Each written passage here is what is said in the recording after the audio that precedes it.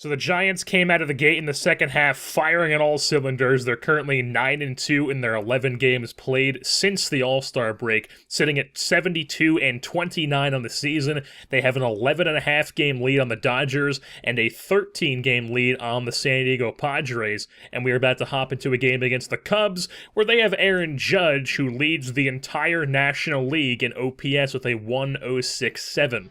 Giants and Cubs here at Oracle Park. Giants first place in the NL West taking on the Cubbies in a matchup of two throwback unis. Alex Lang on the hill for the Cubs, making his 20th start of the year, will be opposed by Derek Rodriguez, also making his 20th start of the year. Take a look at the Giants lineup 1-2-9 and the Cubs lineup, where of course they are giving Aaron Judge an off day. So we'll start things off top half of the first inning. Anthony Rizzo leading things off, hits a single in left field, lands in front of Jock for a base knock. So the next batter up is David Bodie, who grinds into a 6-4-3 double play, started by his former teammate. Over there is Javi Baez, the shortstop position. And then after that, it would be a double into the left center field gap for Chris Bryant as that gets over the head of Ramos in left center. So a two-bagger for Bryant with 2 outs brings up Ian Happ, who would then line out to center field as Ramos hasn't played perfectly. It's a 0-0 game. Move things on to the bottom of the second, where Joey Bart is at the plate with 2 outs, grounds one past Odor at second base. That's a base knock. After that, it's Leonardo Rivas showing off his plate discipline, draws himself a walk. So first and second, Derek Rodriguez hitting one down that left field line. That's going to score a run, and it's going to be an RBI double for the pitcher as the Giants now have a 1-0 lead. Gilberto Fuentes then came up and hit a rocket at the right center field, but it's going to be caught on the fly by Happ. So 1-0 top of the third now. A line drive from Alex Lang is able to get into center field for a base knock. So a hit for the pitcher, 1 on, 1 out. Then a ball hit down the line by Anthony Rizzo. That's going to be an easy double for him. So it's second and third with 1 out for the Cubs. Brings up David Bodie. He goes down swinging on the curveball. 2 down in the inning now. Brings up Chris Bryant, and he's going to pop one up to the shallow center field. Baez goes back, and he puts it away. Still a 1-0 game. Robert Bina came on in the third inning for the Cubs, and with 1 out facing Javi Baez, he goes Yabo against his former team. Absolutely pulverizes that ball into those left field seats. A solo shot makes it 2-0 in this game for the Giants. Top of the fourth, it's a ground ball up the middle from Ian Happ for a base knock, so he's on first to start off the inning. Next batter up is Rougned Odor, also going to hit a ground ball up the middle. Back-to-back singles for the Cubs. Next batter up was Randall Grichuk with 2 on, nobody out. He hits a line drive through the left side of the infield, and that's going to be 3 straight singles. So the bases are juiced, nobody is out.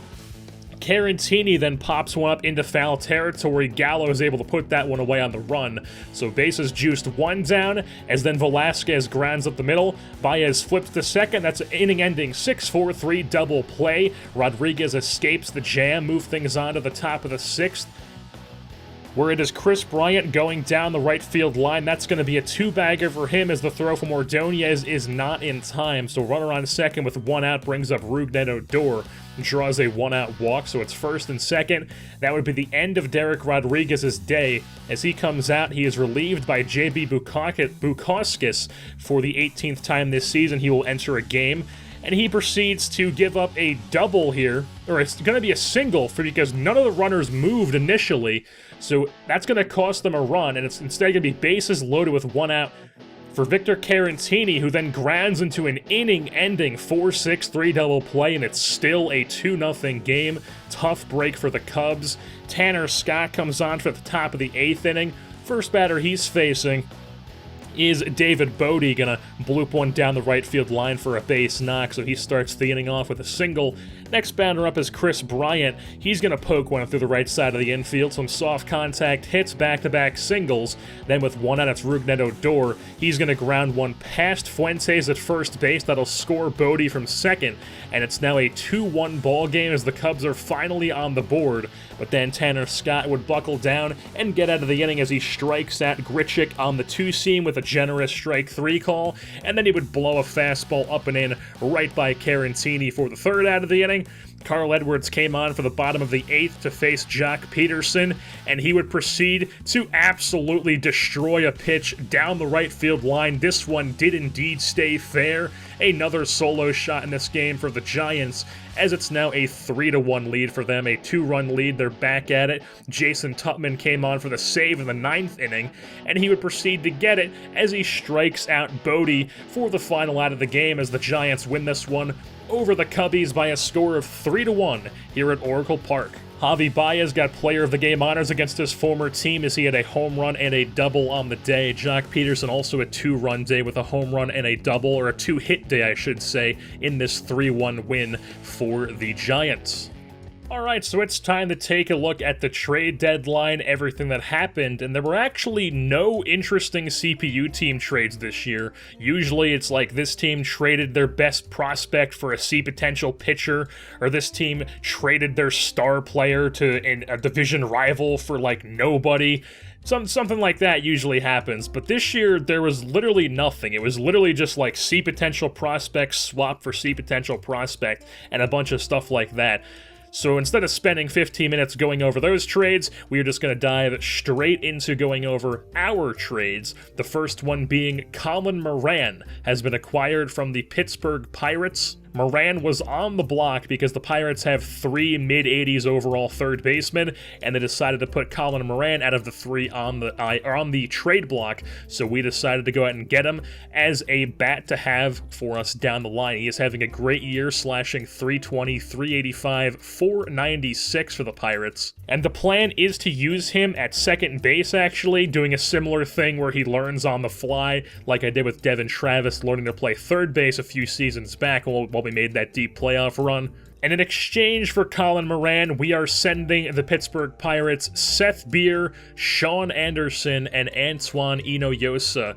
Beer is just never going to get consistent playing time with us. He is a solid player with plenty of team control who can contribute right away, especially since one of the needs they are asking for is a first baseman. Sean Anderson, similar deal, also a solid player, still quite a bit of team control, and he's just never really going to get a shot for us, and he can contribute for them this year.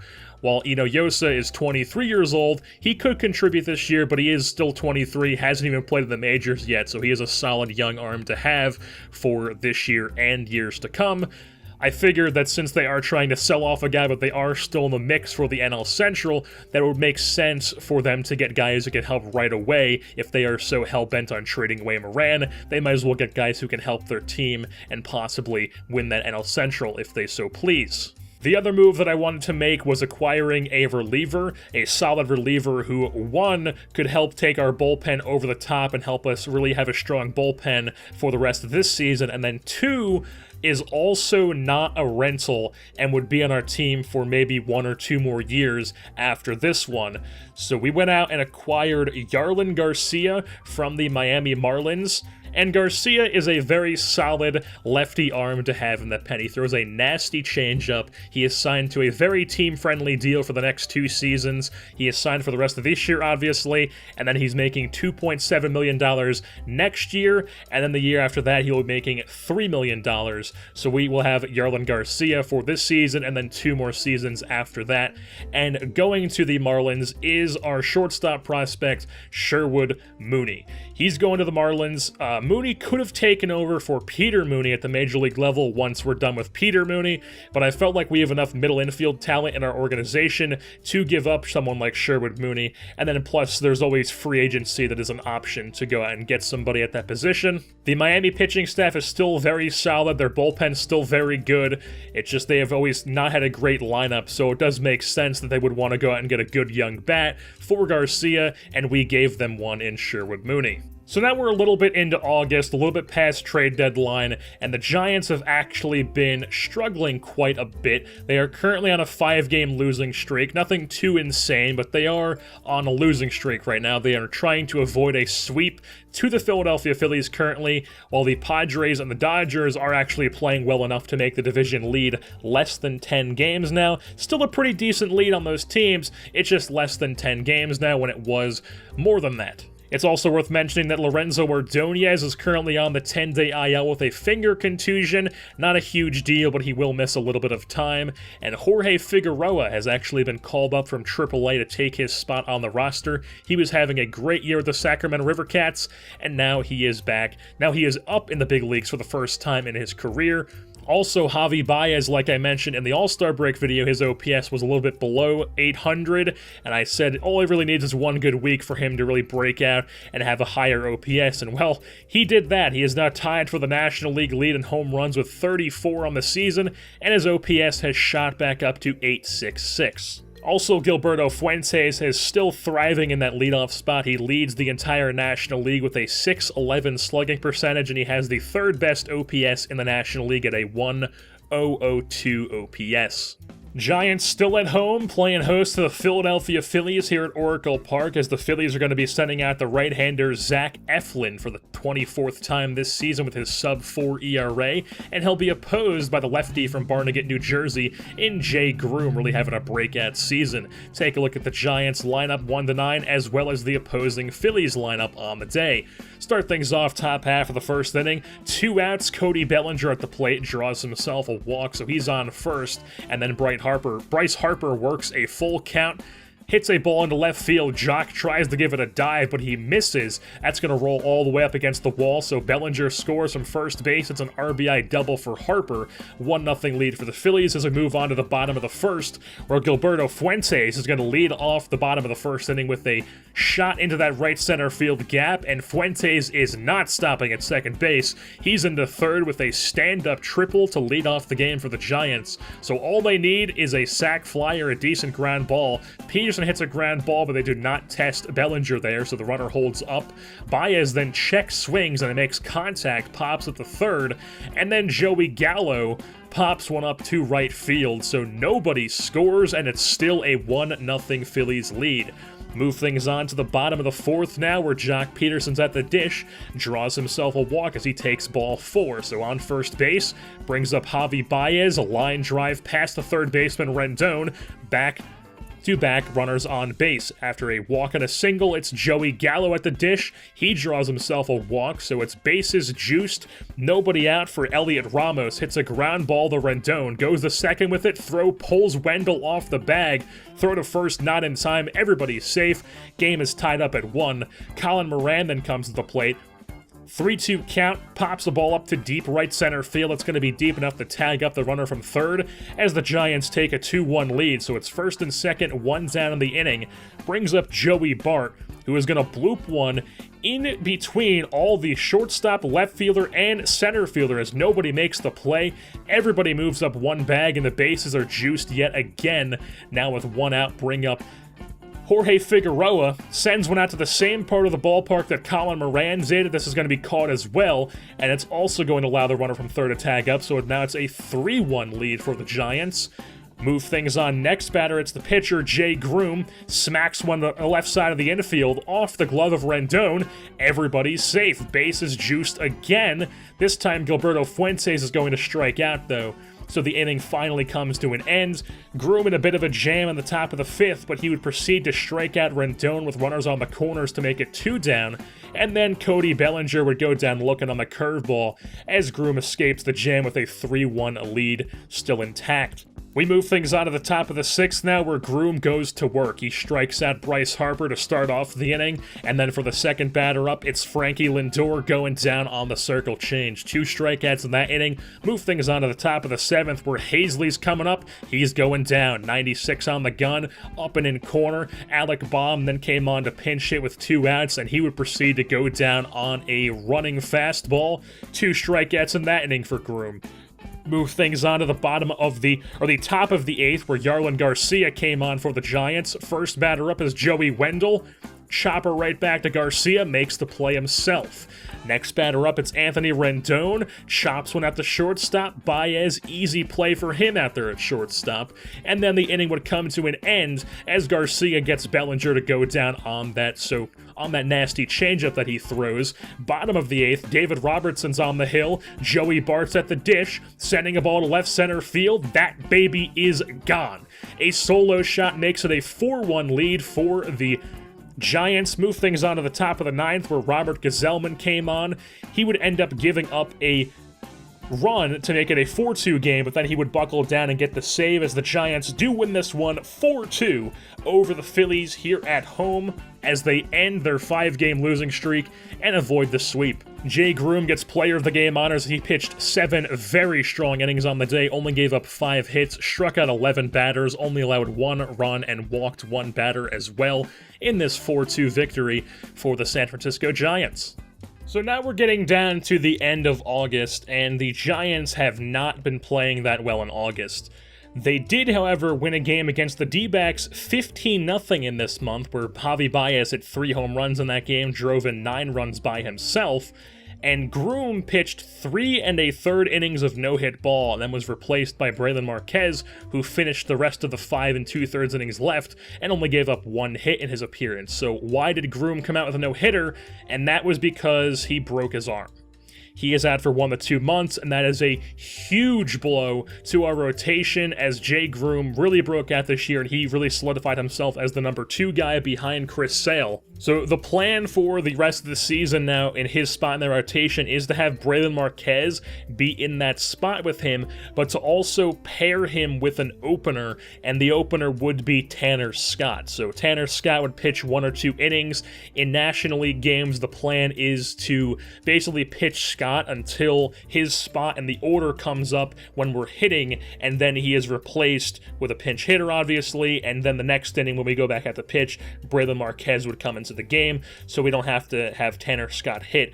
That would be what makes the most sense to me for an opener in the National League. We've also called up Yaxel Rios for some extra bullpen help from AAA for now. He'll probably be sent back down before September starts, and then Leonardo Rivas will be called back up, so we have another fielder rather than having too many bullpen members, so the AI just doesn't know how to deal with that. Also, Lorenzo Ordonez is back from his injury. Figueroa is back to AAA as he only had 3 hits in the 30 ABs that he got in the big leagues. And for the rest of August and September, it's going to be filled with a lot of very important games. The Padres are now actually only 4.5 games back, while the Dodgers are only 7 games back. The good news is the NL West is so good this year that these top 3 teams in the NL West are pretty much all guaranteed to make the playoffs, because the Braves, who are the team outside looking in on the wild card, are 10.5 games behind the Dodgers for that second wild card spot. So it's pretty much the NL West is going to make the playoffs. It's just a matter of who wins the division.